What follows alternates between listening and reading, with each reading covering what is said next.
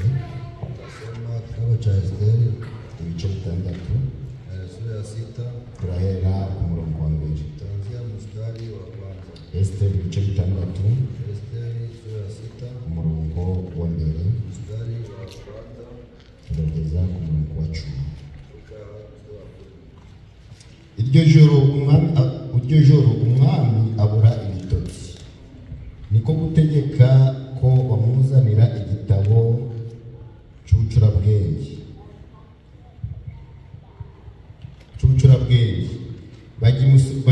bagisomera umwami, basanga byanditswe yuko Moridekayi ari we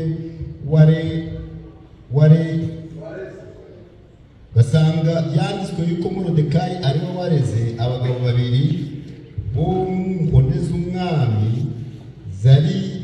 zarindaga irembo bigitena na Terashi yuko bashakaga kwica umwami Asuwerusi. Umwami arabaza ati, mbese Moridekayi uwo hari ishimwe cyangwa icyubahiro yahawe bamwituye ibyo? Abagaragu b'umwami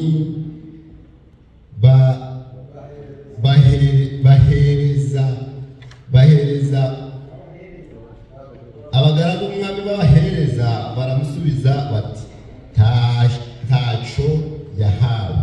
Umwami arabaza ati, ninde uri mu rugo? Kandi ubwo Hamani yari ahagaze mu rembo ry'imbere ibwami, azanywe no kuvugana n'umwami ngo amusabe kumanika Moridekayi ku giti yamwiteguriye. Abagaragu b'umwami baramusubiza bati, Hamani niwe uri mu rugo? Umwami ati, nazi. Nuko Hamani araza.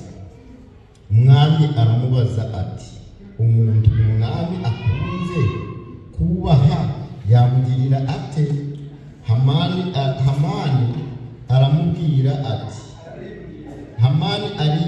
ati, hari umwami yakunda kubaha kunduta?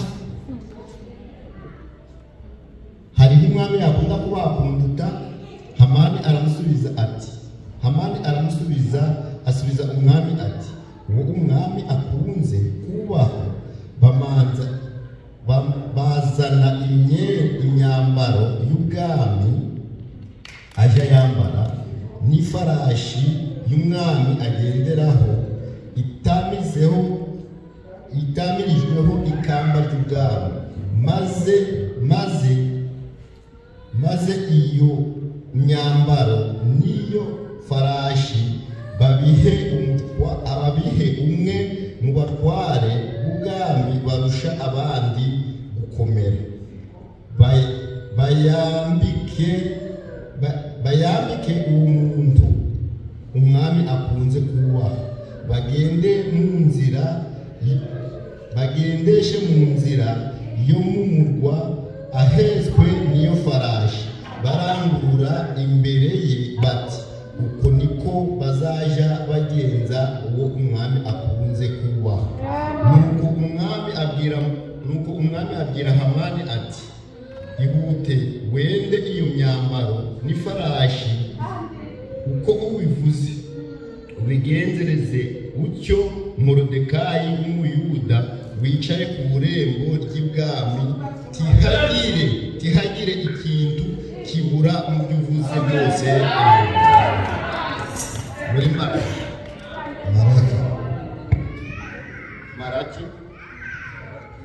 Malaki ibice bitatu. Malaki ibice bitatu duhere ku murongo wa 16. Maze abagaragu b'Uwiteka baraganiraga, Uwiteka agatega amatwi akumva, nuko igitabo kikandikirwa imbere ye cy'urwibutso cy'urwibutso bubahaga Uwiteka bakita ku izina rye. Amen. Turasenga. Kongeye kuza imbere zawe muri iki gitondo data, tuje imbere zawe, ndakwinginze ngo ugaragare hagati yacu. Ijambo rirasomwa, ni inyuguti gusa, ariko weho nk'uko utanga ubugingo ngwino tuvaniremo umutsima, ugaragare hagati yacu. Buri umwe wese yaje akennye, ndakwinginze ngo uduhaze data. Ubwo twageze imbere y'umwami, kandi umwami utegeka byose, umwami utunze, ngwino natwe uduhereze ku butunzi bwawe data, kandi ubutunzi bwawe nta kindi ni ijambo ryawe. Garagara hagati yacu, urwamaganye n'umwanzi Satani, abadayimoni turabirukanye mu izina ry'umwami wacu Yesu Kristo. Amen.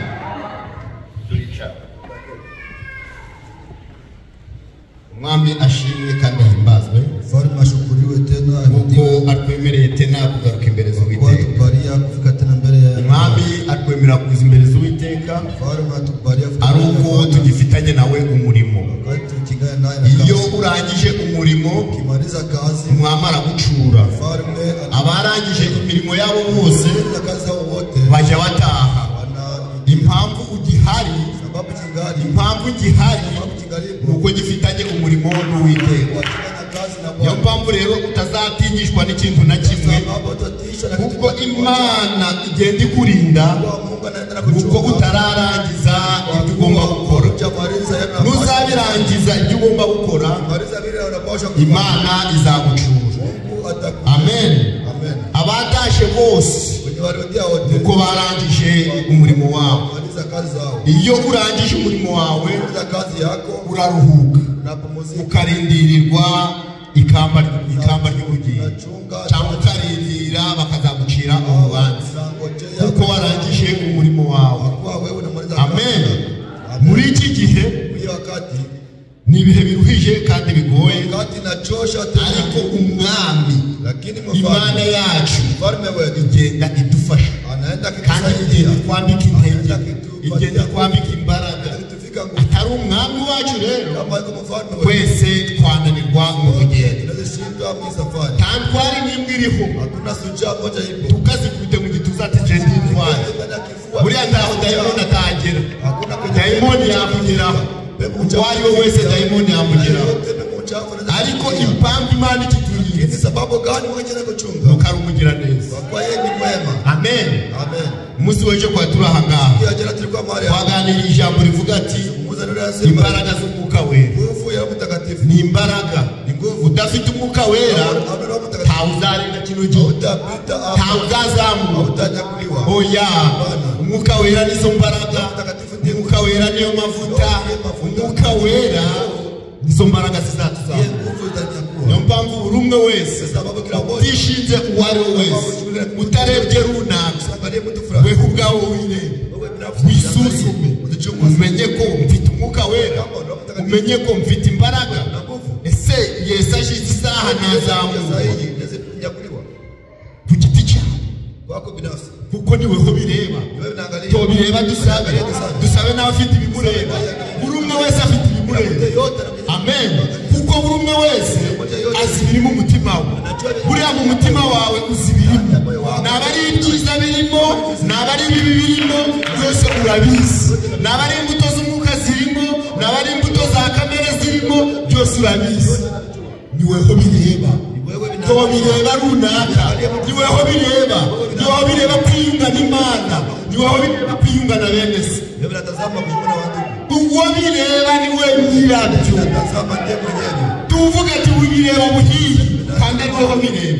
Wewe unatazama. Tuvuga ati nawe ukeneye kubana na bene se amahoro. Bwana ndugu salama. Uwo bireba Venuste. Naangalia Oya, niweho bireba. wewe unatazama. Uhabwa umwuka wera niweho bireba. Uhabwa imbaraga zizamurwa niweho bireba. Wewe unatazama. Umwe wese naharanira ibyo. Achukue na vile. Amen. Amen. Uyu munsi Uwiteka agiye kutuganiriza Pia leo Bwana ku ijambo rivuga ati igitabo cy'urwibutso. neno nasema kitabu cha Igitabo cy'urwibutso. kitabu cha kukumbusho. Amen. Igitabo cy'urwibutso.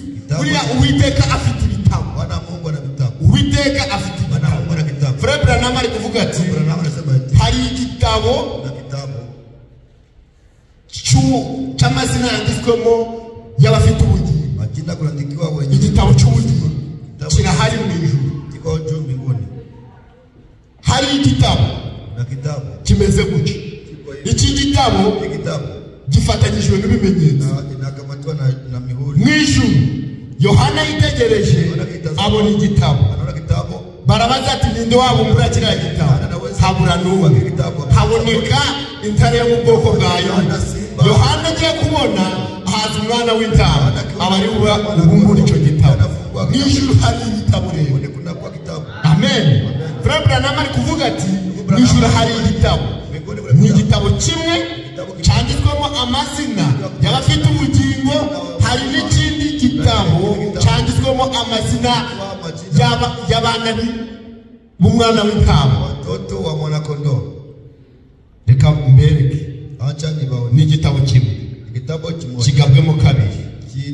Kinagabuliwa mara. Kimwe cyanditswemo abisi bose. Wa ulimwengu wote. Urundi ruhande handitswemo babandi bamenywe isitararemwa bafite ubugingo bafite bandikishijwe n'amaraso y'umwana w'intama amazina yabo.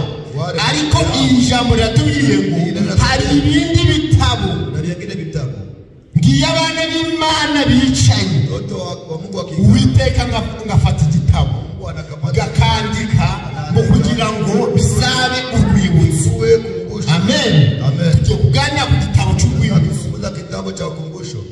Umwami Asuwerusi, mfalme Asuwerusi.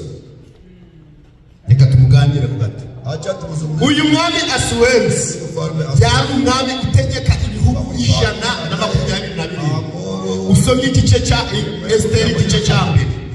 Kugira ngo yaheraga Ubuhindi akageza muri Egiputa. Yategekaga ibihugu 122. Yari umwami ukomeye ku isi yose. Ariko igihe kigeze Abayuda baba abanyage mu gihugu. Wayahudi wanakuwa barabashaka. Kuko Abayuda bafite amategeko yabo.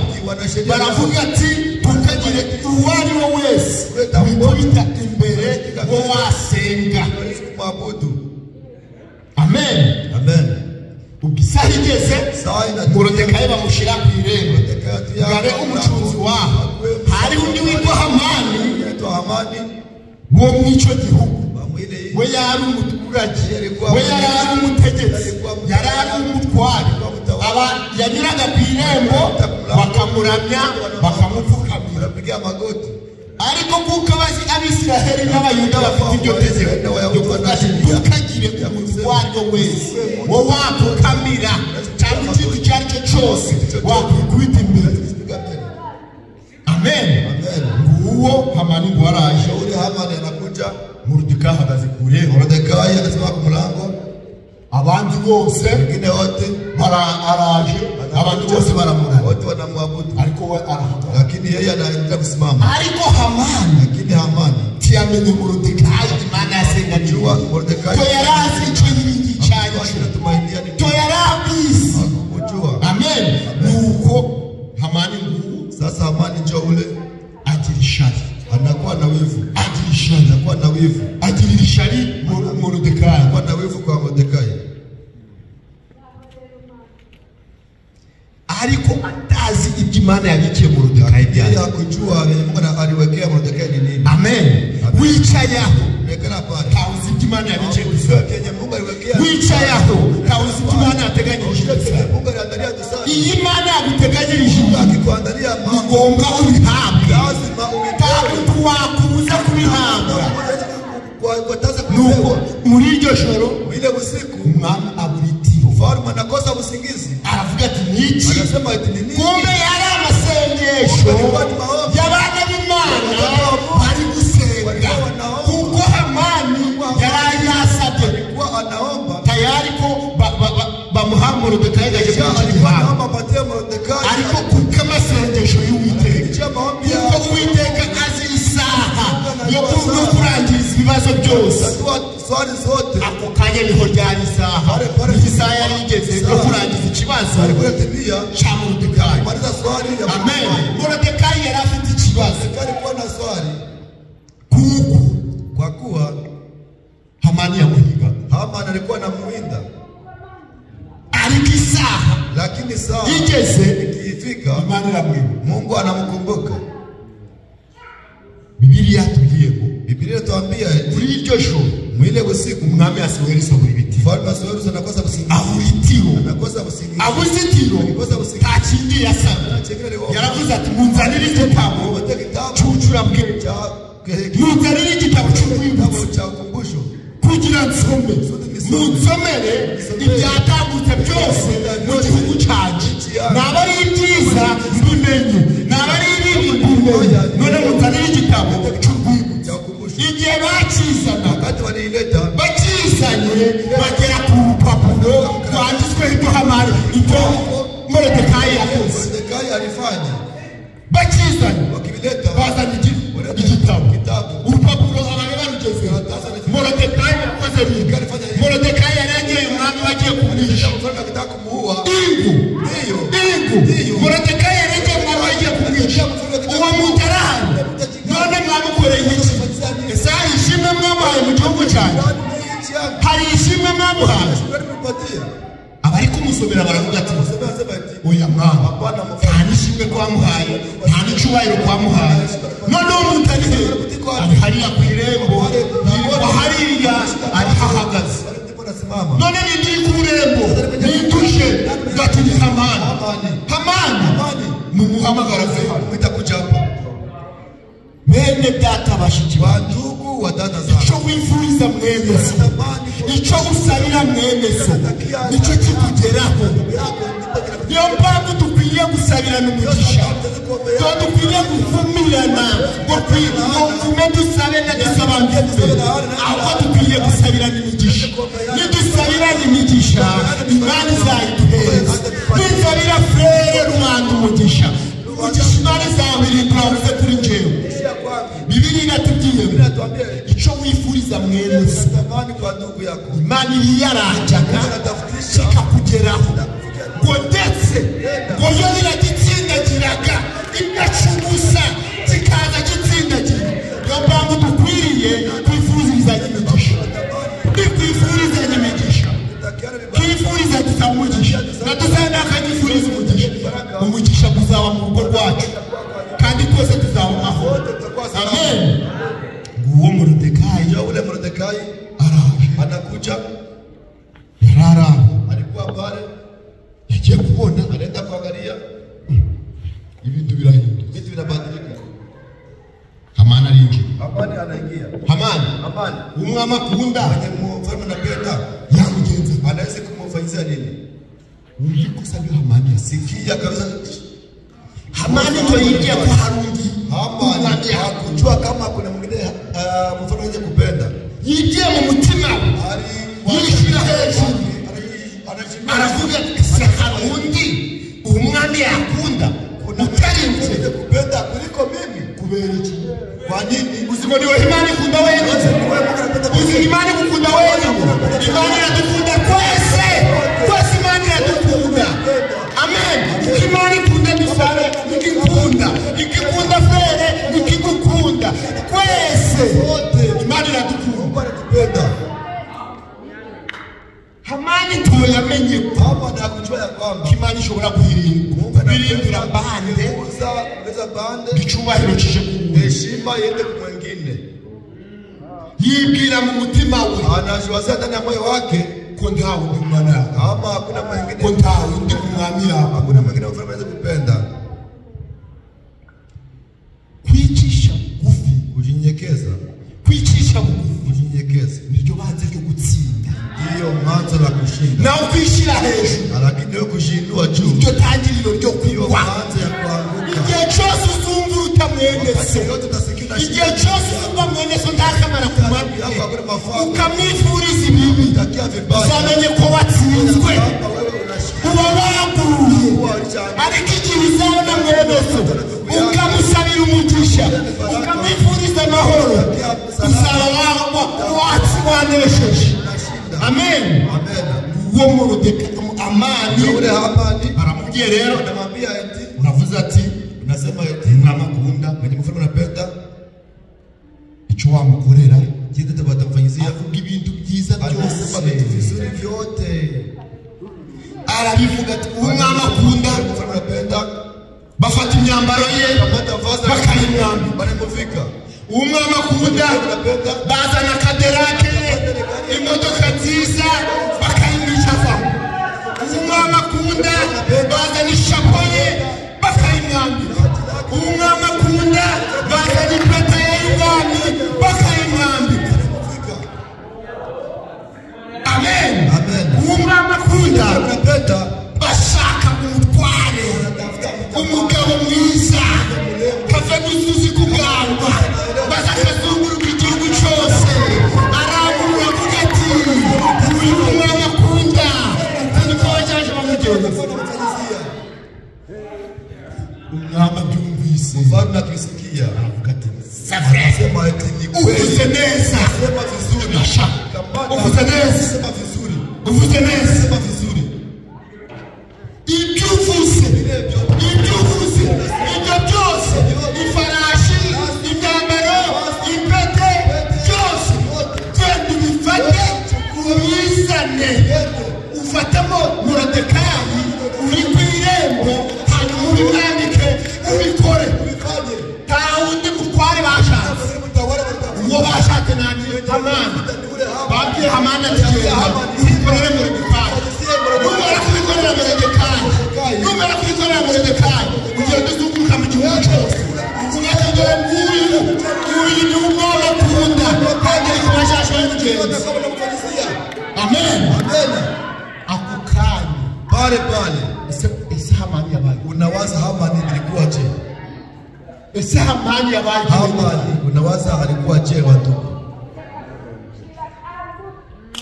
iyo uhuye n'ikigeragezo iyo uhuye n'ikibazo Uwiteka gucira akantu kugira uvane muri icyo kibazo uhagarike mu bibazo Imana ifite inzira y'igihumbi Imana ifite inzira ijana inzira z'Imana zirarenze zo kugira ngo ikuvane mu bibazo byawe amen warara mu kibazo none ariko dukirane ukarara mu mucucu none ejo ukicarana n'ibikomago namwe mwitegereze uwo Hamani uwo Moridekayi yicaye ku ndogobe y'umwami yicaye ku farashi y'umwami imyambaro y'ubwami uwo baramubungije mu gihugu cyose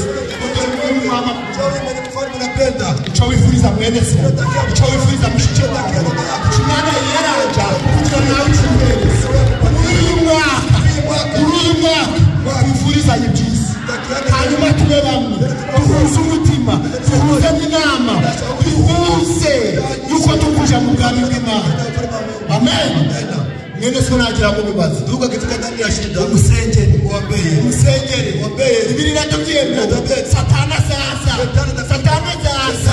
ariko ikizamudesha nuko muzamurwanya amen nuko muzamurwanya kandi muzurwanye muhuje mufite urukundo amen Hamani yabuze urukundo Hamani alikosa upendo yarikunze alijipenda mwenyewe kuko iyo ukunda mwene se ukipenda ndugu yako wifuriza ibyiza unamtakia mema rero Hamani yarikunze alijipenda avuga ati anasema eti hakuna mwingine atari njyewe ila mimi ngo hari undi unajua kuna mwingine kuliko mimi anasahau ya kwamba mu gihugu harimo abagabo benshi ndani ya nchi kuna wanaume wengi harimo abagabo benshi na wale wanaume harimo benshi umwami yawe na wengi mfano nibagirwa ko anasahau ya harimo n'abatware na watawala ngo bakorana n'umwami aravuga ati ntawe hakuna mwingine kuko yari ahecegera cy'umwami kwa kabisa ariko Hamani yaribeshe lakini Hamani alitangana Mungu nakidukunda kwezi nasi anatupenda icyo yahabwe n'uzi yagihaga icyo yagihaga tawe Imana yima Imana kubasinateza amen wote mnatupatia bene data bashiki wadugu wa dada zangu icyo ndi kubabwira ni kila waambia niki umutima wawe ndani ya moyo wako uremisha utowemo kabisa wivu umutima wawe ndani ya moyo wako uremisha umutima wawe ukure mu rwangano reka ndababwira acha nawaambia ishari n'ibyaro utazagira ngo uburozi butangirira ku ishari iyo ugize ishari wifuza ko mwene ko ataba iyo ugize ishari iyo ugize urwangano wifuza ko utabona mwene ko abaye neza ariko ndabingingira iki gihe turimo igihe cyo kwiyeza n'igihe cyo kuzamuka n'igihe cyo kureka imirimo ya kamere iyo yose tukayiduruhanga tukapembeni ishari urwangano umushinya kugomanwa ibyo byose tubivane mu mitima yacu ahubwo twifurizanye byiza. Amen. Amen. Kuroga utagira ngo bitangira Kuroga usiwaze vinaanzia hapo. Utashobora kukugirisha Mtu anaweza kuwa na wivu kwako. mwaka kugashira Mwaka inaisha agufite ishari uko na wivu kwako. kantuza Mtu fulani kameranye n'umugore we neza anaishi na mke wake vizuri. none nabateranya nabatandukanya Watenganisha je? akakugirira ishari Kuwa na wivu akakugashira mwaka inaipita. urya iyo wagize ishari Kuwa na wivu waroze na kuwa ulishadoka utangiriro yo kuroga ya kuroga. ukifuza Unatamani kubatandukanye na dusabe nuko mbanye na dusaba amahoro salama ugashaka amagambo yo kuteranya na dusabe kugira ngo dutandukane kugira dusaba ndanduza anikatale ngo ni umurozi twitandukanye nabyo tenganishe na vile mambo mabaya.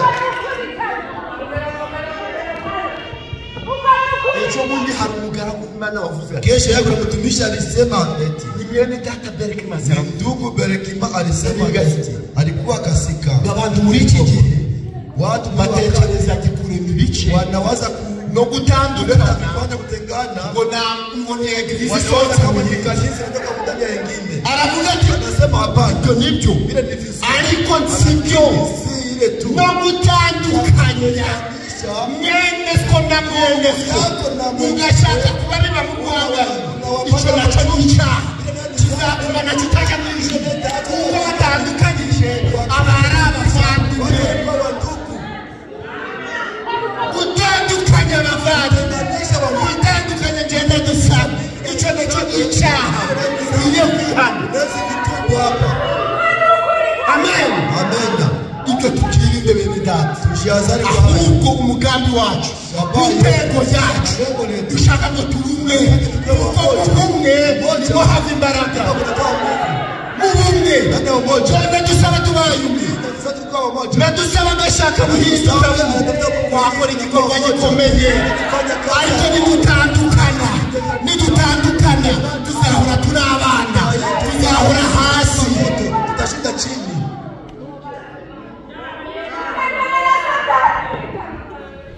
twirinde gutandukanya Tujiazari kutenganisha watu. twirinde kubiba inzangano Tujiazari kupanda machuki.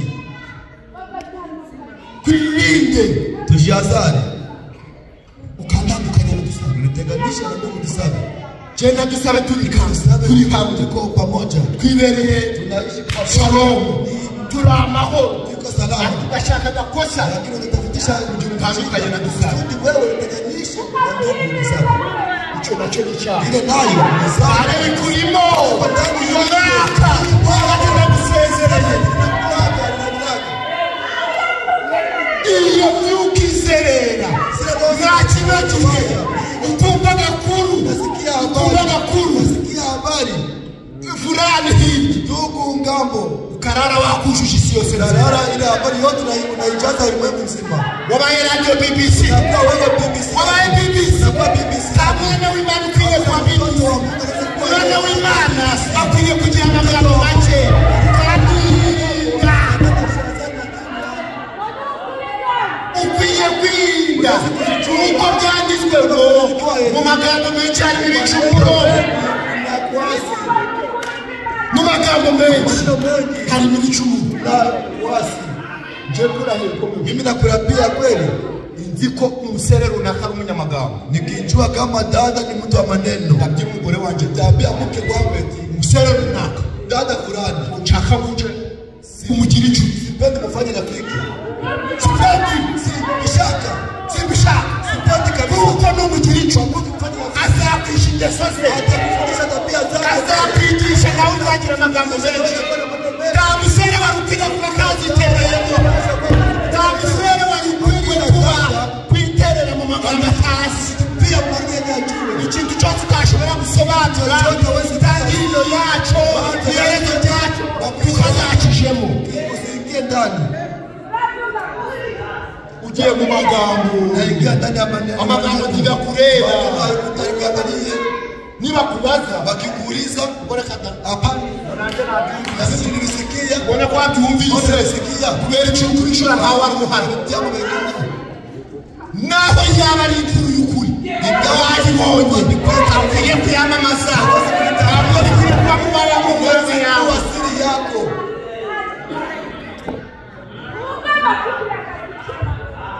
Igitabo cy'urwibutso. Kitabu cha ukumbusho. Ese uyu mwaka Kweli hii mwaka. Hii mwaka watambutse. Mwaka unapita. Imana ifunguye Naomba kifungua kitabu. yasanga hari ibyo wakoze Hatuwezi kutana kuna vitu vizuri utenda. none muri uyu wo Sasa dutangiye mwaka tunaanza sasa. hari ibyo uri guteganya byiza. Yenyewe unataka kufanya mema. Abanyabwenge Wenye hekima. hirya no hino Ngambo na umwe wese muri kila bafite mtu yote yuko na umwe ajenda. wese yanditse iby'umwaka azakora. none weho muri uyu mwaka waraganye n'Imana iki? Naanagana Mungu nini? waraganye n'Imana iki? wabwiye Imana ati Mana fasha uyu mwaka nzawukiranutse. ese niko wabwiye Imana? wabwiye Imana ati Mana muri uyu mwaka nshaka kwitunganya nshaka kuba umugawe. wabwiye Imana. Igitabo cy'urwibutso. Kitabu cha ukumbusho. Igitabo cy'urwibutso. Kitabu cha ukumbusho. Ndababwiye ngo Ninawaambia icyo wifuriza mwene kile unatakia ndugu yako. Kile ndicho Mungu anakupatia na wewe. arakibatubwiye ngo Manake anatuambia eti Imana igiye kubona Mungu akienda kuangalia. igihe abana b'Imana bicara Kwa Mungu alikuwa anaikana. ibitabo byarabumvi Vitabu vilikuwa vinafunguka. hanyuma bakandika Wanaandika ibyo bagana. vyenye wanazungumza. ariko none Lakini sasa ni kwicara kuri mwene ni kuikala juu ya ndugu yako. akaba ari bubaye ikiganiro Kiganiro cyawe. kwa mazungumzo yako. ibyo ndari byo Imana dushaka. Mungu hataki vile Imana ishaka ngo nabe twicaye tuganire ijambo ry'Imana, tuganire iby'iwacu, tuke kuganira ibya hano ku isi. hapa ulimwengu.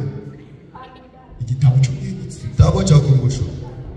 Ese Morodekayi yatasha Kweli Hamani yatasha Hamani arudia yuko je?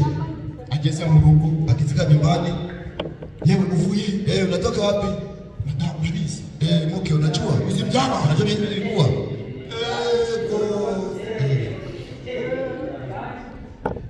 uzi byaba Unajua nini sinavera nakubwiye ngo kama nakwambia ngiye gusaba Morodekayi kuomba Mordekai mumanika kwa kiriya giti nashinze. ndio None sasa nageze nilifika kule. ahubwo umwami yampaye Sasa umukoro mfalme apatia kazi wo kumwambika ikanzu ye no kumushyira ku farashi ye no kumwambika ingofero ye nirirwa guzungurutsa igihugu cyose. none narushe aho cya kintu tuzi dushuje karato umugore warahanuke wake anatabiri. aramubwira ati Sema yeye umva rero mutware utawala. umva rero utangiye gucogorera imbere uriya wananiwe iki gihano bajya kugikora umugore abarahanuke wake anatabiri. bene data bashiki banjye muri uyu mwaka twifurizanye ibyiza hanyuma Imana izitira amen. Twifurize mwene se byiza, twifurize mushiki wawe byiza, twifuze ko tuba umwe. Icyo dupfana icyo dupfana cy'ikidodo turi kujya mu bwami bwo mu ijuru kandi tuzabana hamwe. Tena tutaishi pamoja. none nunyanga hano Sasa ukikatana hapa, mu ijuru ndo tuzabana, mbinguni tutaishi pamoja. ariko nunyanga hano Ukinichukia hapa na mbinguni hautaingia. kubera nta mwana w'Imana wangana kandi nta n'uwanga mwene se uzaja mu ijuru. Kugira tugiye ngo wanga mwene se wese n'umwishanyi wache none mureke tujye kuba abishanyi ahubwo dutundane icyo dupfa tunatukutanisha tunafia tujitowe hari chundega kuna kinyume na shtaka hari chundega kuna nishtaka kingira tashera wakoreye kino nitapiga magoti mbele yako nikwambie niombee ariko Bibiliya tugiye ngo hahindubeshera urababeshera uyishime kuko bari kubabeshera amen niba babeshera wakiwadanganyia muheshime amen Mungu awabariki nifuriza nyigiza mtakiane mema mnakuza mwako wa salama habari chungu pana mwenye kama kuna kitu nafia na ndugu yako kusura wewe kabisa rekebisha alega urigendo uradukosura kila mara tunarekebisha uko twebwe kwa sisi tunafaa udhaifu urya kumbe kanyongora twita kila saa na sitara kuri sana ruhaba mahoro na watsitara ho sitara kuri jenali nikirana na watsitara ho yo mpamvu ubuzima bw'abana b'Imana tugukosora abana b'Imana ugira ubuzima bw'Umuntu umwana w'Imana akwiriye kugira ubutamuhusha ijambo ryamushayino akashayino ryamugurura akagaruka urabye mtoto wa Mungu Gerezo rya Moridekayi mwisho wa Moridekayi ryabaye byiza ilikuwa vizuri lakini mwisho wa Hamani niwe bamanitse kuri cyane ndio walipindika kile mtu alishindika icyo wifuriza mwene so takia ndugu yako kimane guhere ndicho mnampatia Hamani yifuze Moridekayi alitamani Moridekayi mutie kumuti Mungu inavigeuza lakini wewe unampenda sana imana yake Mungu ndaikunda kandi nzainambaho ngeze kukufa amen imana ishobora guhindura amateka imana ishobora guhindura amateka nawe bakuvuga ibibi ejo bakakuvuga ibyiza nawe bakuvuga ejo bakaguhesha umugisha amen imana irabishobora Mungu anaweza imana irabishobora Mungu anaweza amateka ya Moridekayi historia ya Moridekayi ahinduka mu gihugu cyose inabadilika miji yote nawe naye anakuwa mtu mkubwa bakuvana ku irembo bamucatanya n'ibikoro icyo wifuriza mwene takia ndugu yako icyo kizakugera kitakurudilia wifuriza umugisha takia mibaraka manesi yaranje Mungu atatafutisha kitu kupatia baraka abana b'Imana ari kwifuriza mwene takia ndugu yake kabisa mzigo na ahubwo kwifuriza sisi tunatakia mibaraka tu amen Mungu awabariki Mungu awabariki hii mwaka binaomba tutakiana mibaraka Mungu anaweza kandi nujuse tena wewe ukiomba ukiwa naombea ndugu yako ukiwa naombea dada yako tuombeane amen tuombeane tuombeane tukiombeana tutaingia mbinguni wakati unapita wakati inaisha ukiona vile Frank anasema wakati napita kuna watumishi vile wanasema wakati naisha si wakati wa mawaki tunafia nini cyo guciba wakati wa mchezo imikino y'abantu mchezo watoto dukwiye kwamburwa kamere zacu zose kamere zikatuvamo ambazo zinatoka ndani tukaba abana b'amahoro tunakuwa watoto wa salama tunakuwa watoto wa upendo Mungu awabariki ile ndio chakula ya siku ya leo ingia ndani ya kipande ya pili tuombee watoto sengera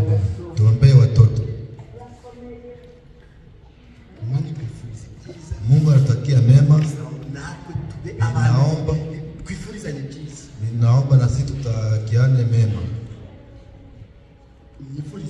Unitakie mema na mimi nikutakie mema. Sasa waangalie mibaraka Mungu atatupatia. Mungu yuko tayari kutupatia mibaraka. Yuko tayari kutupatia vyote. Lakini atatupatia tutarumu kama tuko pamoja. Biblia inatuambia siku ya Pentecoste walikuwa wamoja, kutanisha moyo, kutanisha na shauri. Sasa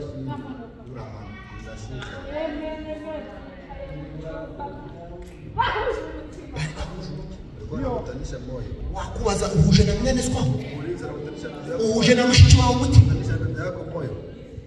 Mwari kuvuga ati sinamuramutse, undi akavuga ati sinamuhumeka. Ubona umwanzi wicaye mu mirimo yawe yako. Imana ishaka Mungu anataka nipenda kupatia kusabe kama tusabe kwa ndani ya moyo wako. Tusabe yumve kwa ndani ya kama niko ndani. Yumve aruze kama wakati ananikosa anaweza kuwa naomba na kihombo kabisa. Lakini sasa chukua shie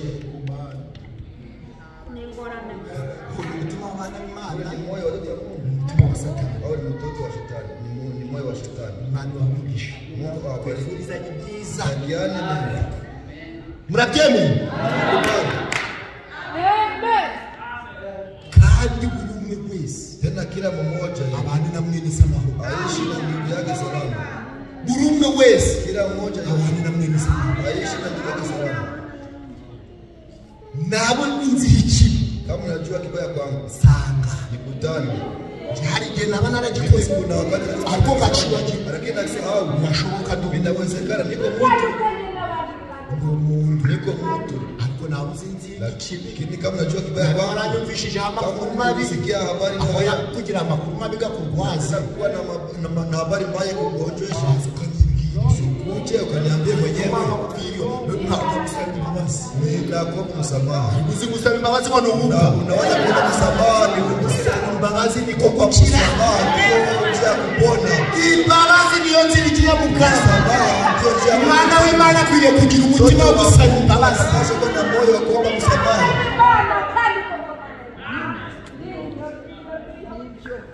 Tukuja mugambi tunaenda kuja ufalme tunaingia ndani ufalme wa amani.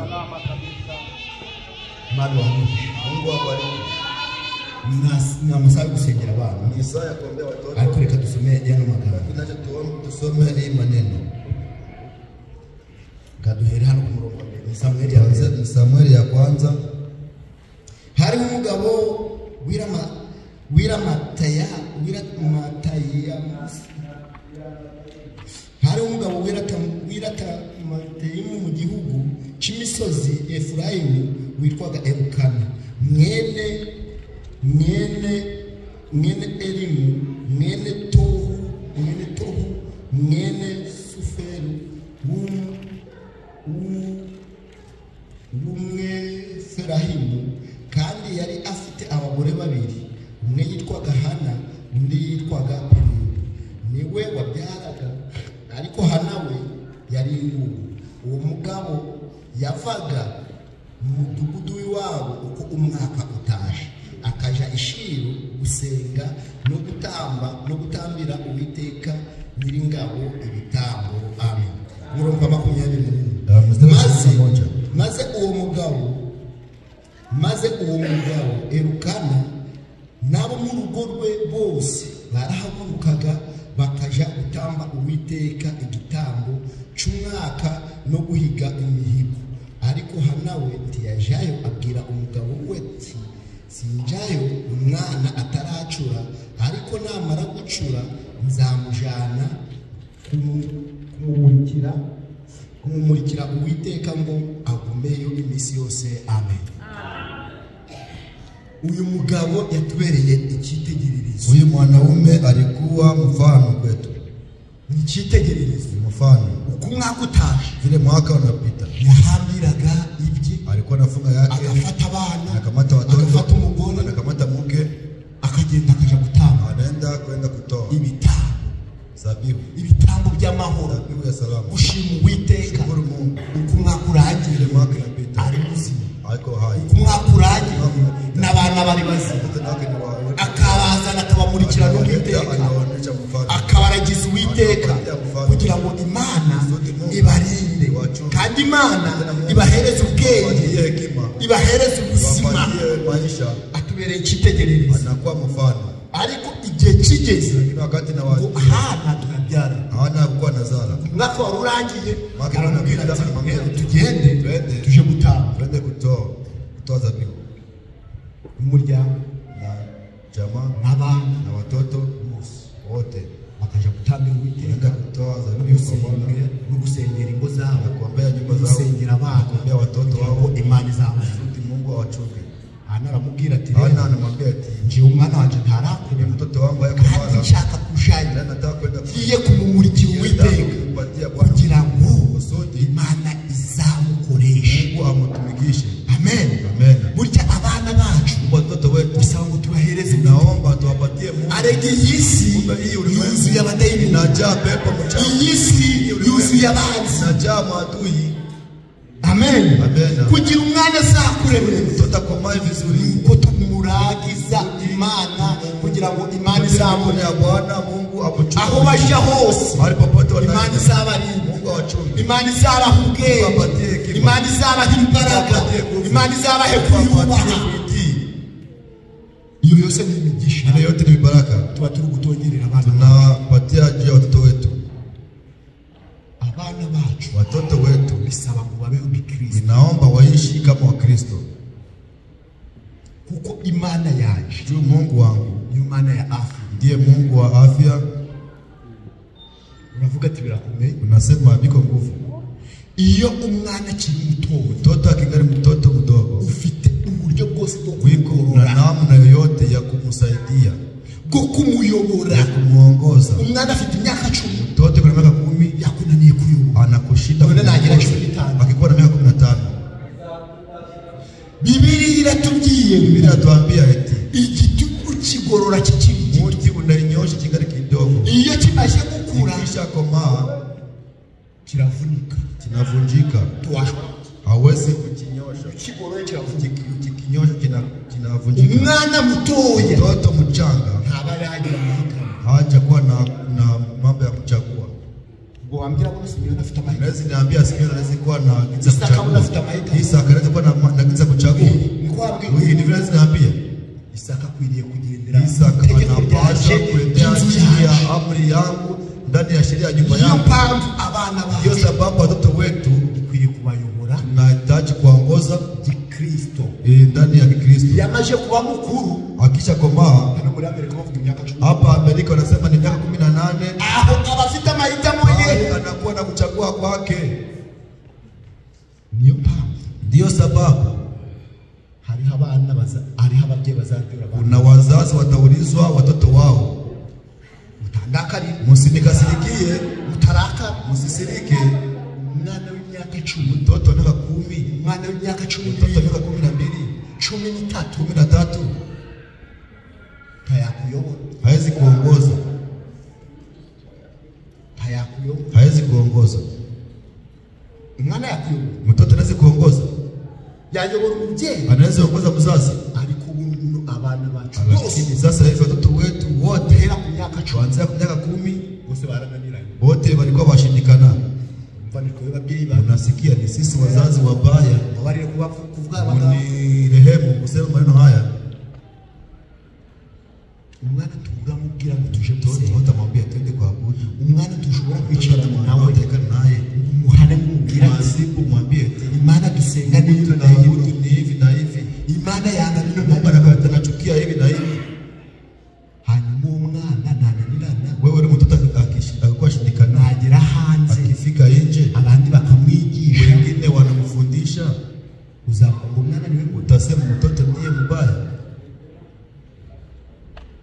niko tubigira mu ruhafi. ni sisi tunaacha uhereye kuri kuanzia kwangu kuze kwa dukwiye gufata sote tunaweza kamata shabaha kuvuga ati abana bacu sema eti watoto wetu ye kubigisha Imana yacu nataka kuwafundisha Mungu wetu. Imana yacu yanga bintu Mungu wetu anachukia Imana yacu kunda bintu tunapenda hivi kuko Israeli Uwiteka yarababwiye Bwana Mungu aliwaambia eti aya mategeko ishe bahaye nawapatia zayigisha abana banyu fundisha watoto wenu n'abana banyu bazayigisha kuvufi wafundishe n'abuzukuruza na wale wajukuu natwe ijambo ry'Imana neno la Mungu tukigisha abana bacu n'abana bacu bakazagisha wanafundisha wengine. Itorero ry'ejo rihe Kanisa la kesho liko wapi? Ababyeyi itorero ry'ejo wazazi, kanisa la kesho liko wapi? Ko turi gusiga abana bacu tunaacha watoto wetu nyumbani. Itorero ry'ejo kanisa la kesho liko wapi? Niba tutinze hano kama tunakawia hapa ulimwengu, itorero ry'ejo kanisa la kesho liko wapi? Dawidi wewe yaravuze, Dawidi yeye alisema Salomo mwana wangu, Salomo ni mtoto wangu, ukundi Imana yaso, pende Mungu ya baba yako, ukundi Imana yaso, pende Mungu ya baba yako. Areke iyo ugiye umwana wawe, kaambia mtoto wako amagambo y'Uwiteka, maneno ya Bwana Mungu akayanga, anayakataa, ubwo kwikura hirya wewe unajitoa kwa dhambi, kwikura unajitoa kwa kazi. Amen, amen. Kana yafataga abana, kana kwa nakamata watoto akabajana Yerusalemu, anawapeleka kule Yerusalemu. Akifika huko Yerusalemu bagatamba ibitabo, wanatoa zabihu, hanyuma n'abana bakarambarambika na watoto wanawanyeshea vidole. Yesu wewe yaravuze ati, Yesu alisema hano muri hapa, yaravuze ati Yesu abana alisema muache watoto wachanga wanikute. Marko 10. Marko sura ya 10 mstari wa 13. Yakuvuga ati, nasema eti bamuzanira abana batongo abarambike, ariko abigishwa baramucaha.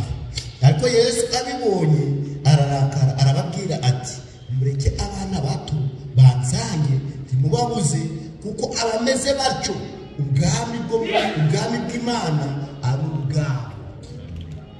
Umwana mutoya, mtoto mchanga, wamuyobora uko wishaka, naweza kumuongoza vile unapenda. Umwana mutoya, ndio mtoto mchanga, abataraje umutima w'ubu, hayakuwa na moyo wa kuchagua. Sasa nasi abana bacu wetu watoto wetu tuamurikire Uwiteka, tuwapatie Mungu kugira kesho Imani Mungu atumikishe. Amen. Amen. Uyu ni umugenzi w'abana b'Imana. Hii ni tabia watoto wa Mungu. Leta watoto wanawaletea Mungu, tukabyira Uwiteka, naambia Mungu, wewe Mungu tunaniwe kurera, tunashindwa kulea, wewe utusaidie tulee, tunaniwe kugorora, tunashindwa kuwanyorosha, wewe utunyoroshe, wewe uweze kabisa kutulelea, unigishe, wafundishe. Amen. Amen. Makanya rero ni muda sasa anataka kuombea watoto, watoto wa shule ya Jumapili, nabe harabari hanze, kama kuna yuko nje waingie, abana batoya bazi mbere, watoto wadogo wa kujapa, na bali arira rugiko rwose, wale abaririmbyi wadogo wote waimbaje kutulia nyimbo, abana batoya bose bazi, watoto wote wakuja hapa mbele, abaririmbyi badushira waimbaje kutulia nyimbo.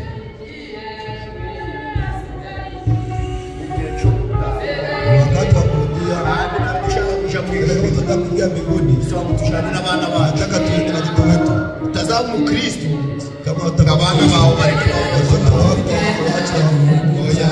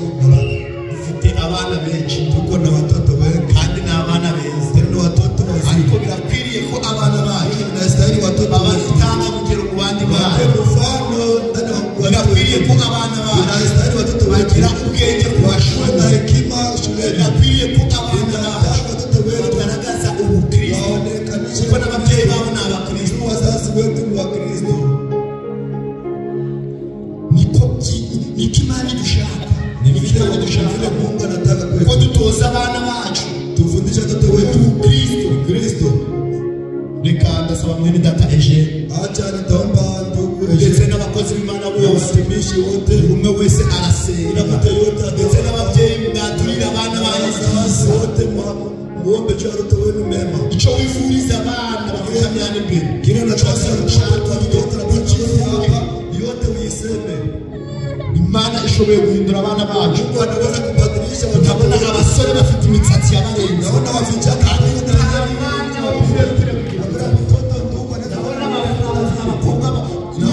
naona wasichana wetu wako na nywele ya mwana wa mseme lakini hakuna mtoto wa dada anaweza nywele ya Kristo. Hakuna message ni wewe mjeni kumiye kufundisha mtoto yako hiyo yose yo mifungo yose laana yote sababu uyu mwana na tuomba hii mwaka imani idukize Mungu abituepushe bikanze abakozi b'Imana barasema acha watumishi wa Mungu wataomba hanyuma mwene data Eugene hataye ndugu Eugene naye atatuza abana umugisha atakia abaragiza Uwiteka watoto kugira ngo Uwiteka abaragire sote Mungu harimo n'urubyiruko kuna watoto wadogo bageze mu gihe cyo kubatiza watafika muda wa akoze atangaza shangaza agira imyaka 18 akuvuga ko adashaka nasikia yeye apate kubatizwa. Je nabatijwe mfite imyaka 15 nibatizwa niko na miaka nari mwana mutoya cyane mtoto mdogo sana nakunda imana ya baba napenda Mungu ya baba bisaba ko nawe inaomba nasi abana bacu tuongoze watoto wetu tunda imana yacu tupenda Mungu wetu turasenga tutaomba buri mubyeyi arasenga muzazi ataongoza n'abakozi b'Imana barasenga na watumishi wa Mungu hanyuma isengesho rya mwene data Eugene biraza kwikira tutakuja kufunika yote turasenga tutaomba data wa twese Mana gira neza urakoze kuko Imana ishobora byose urakoze kuko waturinze waturindanye n'ubyaro rwacu waturindanye n'abana bacu waturindanye n'imiryango yacu turavuze ngo wabwe icyubahiro none iteka ryose urakoze Mana urakoze kukugira neza tugutuye amashimwe y'umwaka yose wabanye natwe data waratuzigamye waraturinze watuririye ibyiza waduhaye ibyaro waduhaye abana turavuze ngo wabwe icyubahiro mwami kuko igihe cyo gusoza uyu mwaka data igihe cyo gusoza umugambi w'agakiza twifuje ko n'abana bacu data twabakumurikira uyu mwaka tukuzane abana bacu tukuzane imbyaro zacu twashobora kuzamurwa dusize abana bacu data warabaduhaye kugira ngo tubarere mu ijambo ryawe none buri mubyeyi wese musaba imbaraga zo kurera abana be neza buri mubyeyi wese musaba umwete wo gutoza abana gukunda Imana buri mubyeyi wese musaba imbaraga zo kuyobora abana be neza data uri Imana ishobora byose uri Imana ihindura uri Imana ishobora mwese natuma bacu abana bacu tubaturiye umugisha abadayimoni bashobora kubabuza umutekano aba ku mashuri iyo birirwa iyo baba bari uzubarinda data uzabagirire neza uzabahereza ubwenge uzabahereza umutima wo gukunda Imana uzabahereza umutima wo gukunda ijambo ryawe uzabahe kwirinda uzabahe kuyoborwa n'ijambo ryawe izina ry'Imana yacu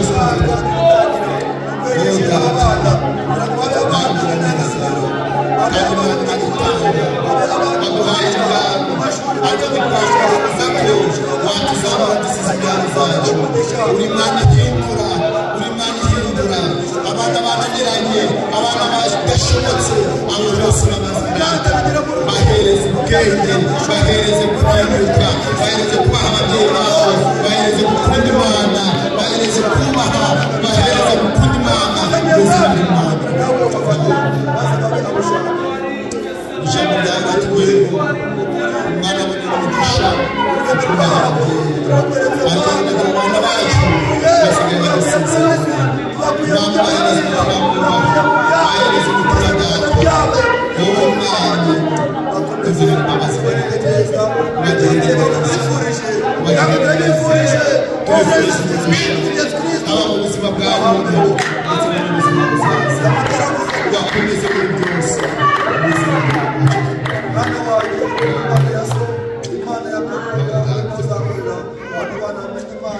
kandi gukorera Mwami biza twinginze biza kubyumvira umusaza wacu Eugene aratuye arasinda. Turagushimiye Uwiteka Mwami ushobora byose. Turagushimiye kuri uyu mwanya tugezemo, urakoze uhabwa icyo Mwami. Tugushimiye umugisha uyu munsi, tugushimiye amateraniro meza utugaragarije kuri uyu munsi, aho wateraniye natwe ukanyurira mu mugaragu wawe, ukanyurira mu ijambo ryawe, urakoze uhabwa icyo Mwami. Natwe tukimura kuri ijambo ryawe, Imana ishobora byose wo gutura muri aya magambo, tugusabye umugisha wo kugendana n'amagambo yawe, no gukomezwa no guhindurwa n'amagambo yawe Mwami. Nuko turi imbere yawe, abana bato bapfukama imbere yawe, abana bato bari imbere yawe. Mwami Yesu Kristo turabakuranyije, Mwami Yesu Kristo turabaguhaye, tubashize mu biganza byawe, tubakuye mu biganza by'isi, tubakuye mu biganza by'umwanzi, tubashize mu biganza byawe. Tubaye uko turi mu gihugu kibi, igihugu kigendera ku mategeko, cyane cyane bitandukanye n'ijambo ry'Imana. Icyo dusaba aba bana ni uko bagendana n'ijambo ryawe, ukabagendera kumvira, cyane cyane bakumvira ababyeyi, bakumvira inama z'ababyeyi, bakagendera mu mabwiriza n'amategeko n'inama z'ababyeyi. Turabasabiye mu izina rya Yesu Kristo, tubasabiye umugisha wo kumvira ijambo ry'Imana, no kugendana n'Imana, no kumvira abagaragu bawe. Tugusaba kugira ngo Mwami ubakize imyitwarire mibi, ubatandukanye n'ikibi cyose, n'ikibi n'igisa n'ikibi cyose, ubatandukanye n'umwanda wose n'imyitwarire y'ab'isi, kwambara nk'ab'isi, kwitwara nk'ab'isi, imyitwarire y'ab'isi. Turakwinginze kugira ngo ubatandukanye nabyo, ubahe kubinesha, ubahe kubirwanya no kubitsinda mu izina rya Kristo. Ikigaragaza umukristo ni uko arwana n'ibyaha, ikigaragaza umukristo ni uko arwana n'ibibi, akarwana ikibi n'igisa n'ikibi. Ikigaragaza umwana w'Imana nyakuri ni uko aza mu rugamba rwo kurwana n'ikibi, akarwana n'icyaha kugeza Imana imuneshereje.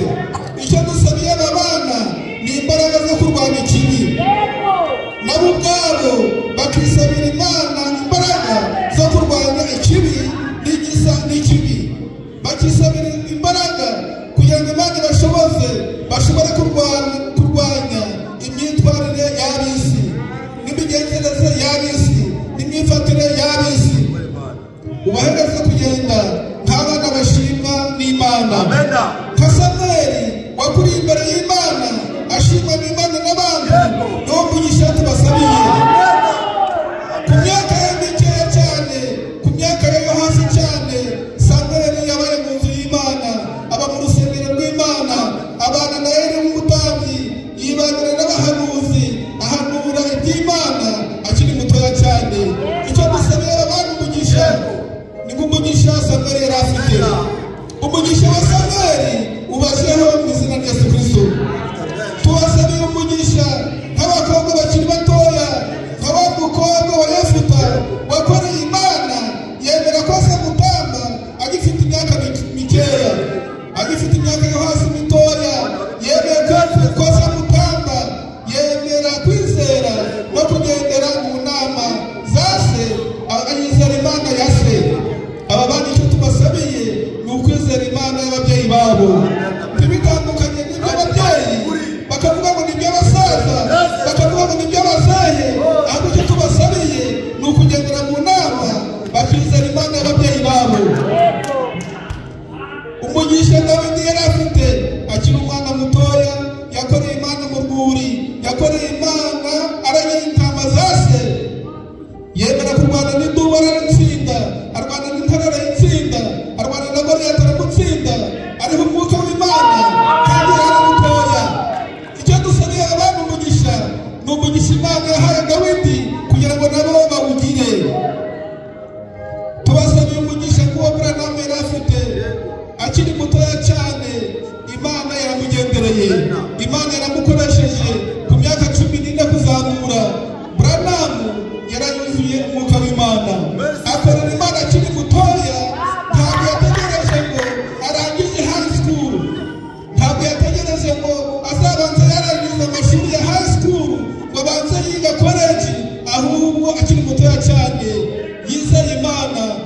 Imana iramukoresha. Aba bantu umugisha tubasabiye ni nk'umugisha Imana yahaye umuhanuzi wacu Buranamu. Tubasabiye kugendana n'Imana, tubasabiye kwizera Imana, tubasabiye Mwami Yesu Kristo kuzura imbaraga z'Imana. Ubashoboze kwitandukanya n'ikibi, ubashoboze kwitandukanya n'iby'isi, ubahe kugendana n'ijambo ry'Imana. Tubasabiye imyitwarire myiza, n'imyifatire myiza, n'imivugire myiza, n'imico myiza, n'ikinyabupfura imbere y'Imana. Nuko tubasabiye umugisha kugira ngo mubongeho no ku mashuri bagire imyitwarire myiza, ujyane nabo bana nabo, byose tubigusabiye mu izina rya Yesu Kristo. Bana bato tugira amatwi yo kumvira ababyeyi babo. Ijambo ry'Uwiteka ryatubwiye abana bazahabwa umugisha kubwo kumvira ababyeyi babo.